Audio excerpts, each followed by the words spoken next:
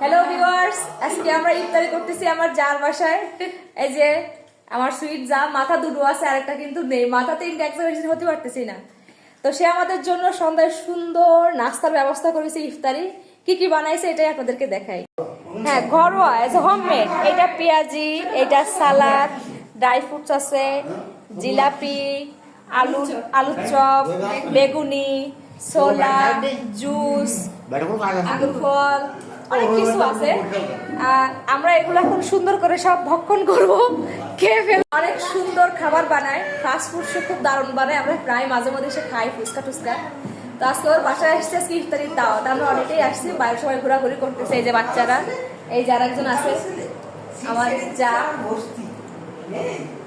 তো আমরাও আসলে সব ধরনের মানুষকে সম্মান করি। এই সময়টা সবাই খায় ইফতারি, যদি ইফতারির টাইমটা আরো আগে চলে গেছে, আমাদের একটু লেট হয়েছে। তো আমরা এখন ইফতারি করবো। ফার্স্টে কি খাবে? এটা এটা হচ্ছে ভুলে গেছি, পেঁয়াজি, মারাত্মক স্বাদ, একদম হোমমেড খাবার। এটা খেয়ে আপনার পেট জ্বালা করবে না, গ্যাসের কোনো প্রবলেম খুব বেশি একটা হবে না। হ্যাঁ, মজা সব বানানো।